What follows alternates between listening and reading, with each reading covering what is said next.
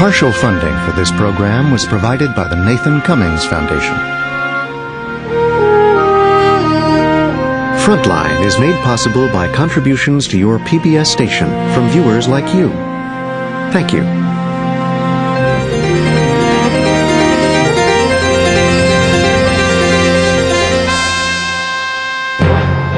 Tonight on Frontline, the average American family has 0% for life on transfer balances. Credit cards, plastic money, have become both a necessity and a ticket to a better life. Hawaii! A credit card is an extraordinary, unbelievably great convenience for the consumer. But the credit card industry plays by its own rules. I don't know any merchant in America who can change the price after you've bought the item, except a credit card company. Credit card banks earn record profits. MB&A's profits last year, 1.5 times that of McDonald's. Well, McDonald's did too well last year. But the profits come at a price. Now they've raised my rate to 19.98, and I have not been late ever. There are irritated, unhappy, dissatisfied customers in this industry. They are the new loan sharks in America. I certainly didn't imagine that someday we might have ended up creating a Frankenstein. Frankenstein? What do you mean, Frankenstein? Tonight, Frontline correspondent Lowell Bergman and the New York Times investigate the secrets of your credit card.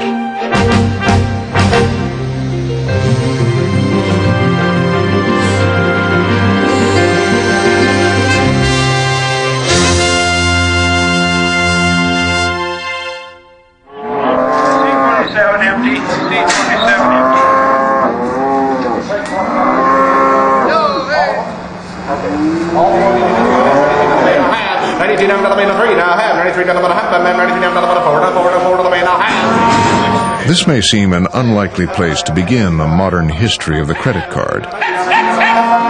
More than 1,000 miles from Wall Street and the paneled halls of the Federal Reserve in Washington.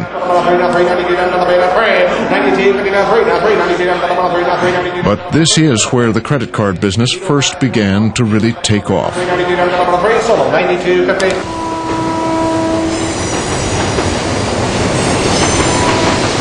This is Sioux Falls, South Dakota, a modest town of 140,000, known for its cattle auctions and meatpacking industry.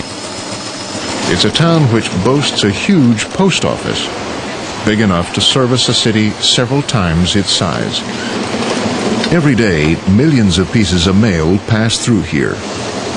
And from here, millions of credit card solicitations and bills are sent to mailboxes across America. And billions of dollars in credit card payments come in from around the world.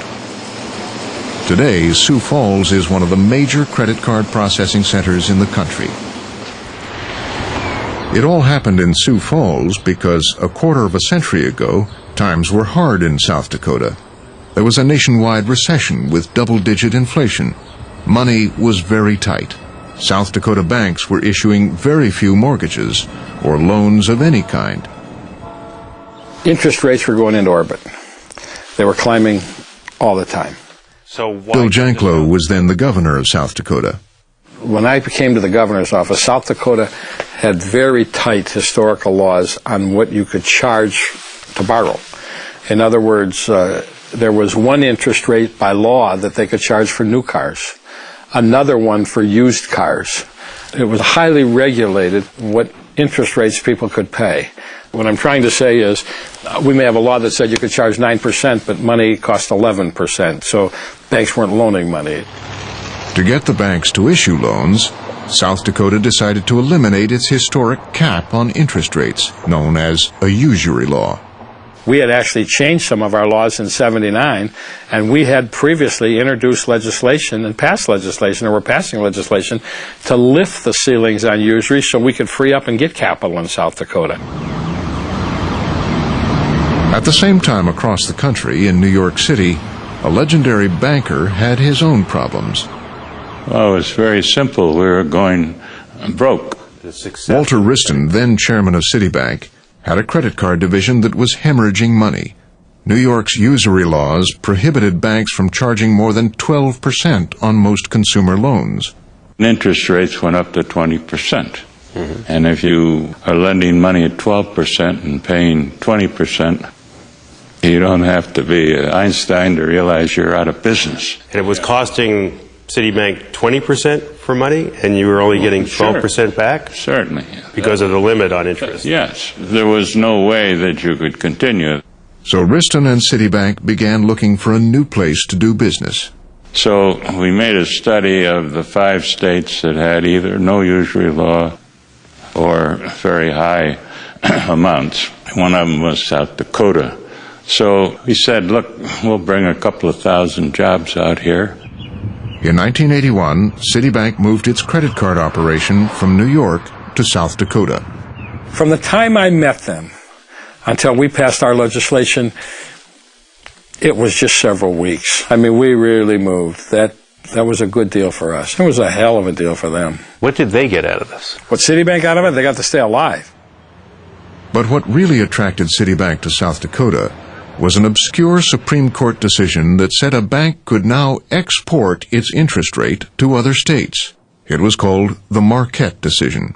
The Marquette Bank decision was a U.S. Supreme Court decision that said, forget where the bank is chartered. Wherever the credit decision is made, in whatever state, that's the place where you can apply interest wherever you make the loan.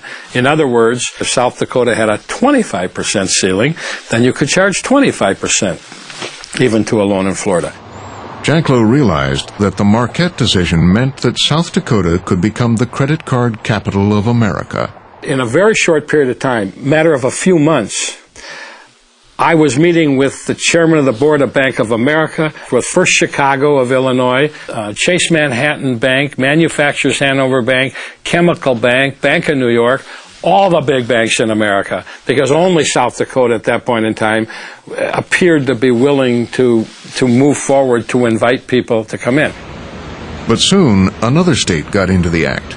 Delaware copied South Dakota's legislation, and Wilmington soon became the credit card center of the East, luring other New York banks and giving rise to new companies like MBNA. For the first time in American history, there were no legal restrictions on the interest rates banks could charge on credit cards nationwide. You could look at the Marquette decision and say, all right, maybe it took the lid off, but what it did was it had a very egalitarian effect. Duncan McDonald is the former general counsel of Citibank's credit card division. He says the Marquette decision allowed bankers to charge higher interest rates to riskier customers.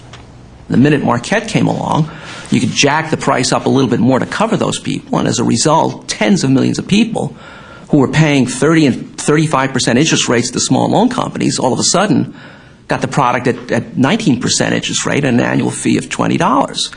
So in that sense, it was very egalitarian and very good. And very good for banking. As the deregulation of interest rates enabled more people to get credit cards, the industry began to expand and became the most profitable sector of banking, with $30 billion in profits last year. We wanted to talk to the executives of the major credit card banks about their business, but were directed instead to the American Bankers Association.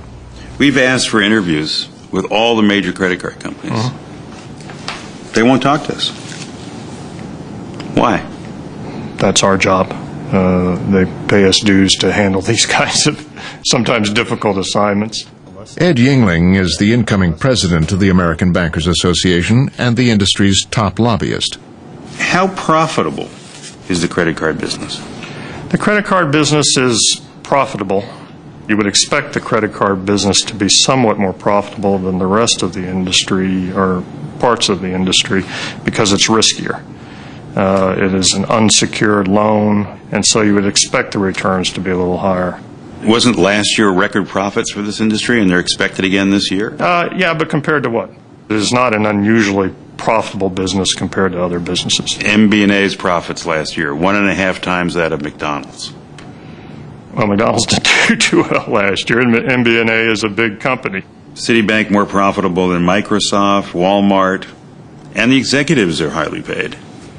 Right. These are really big businesses, and they do make money.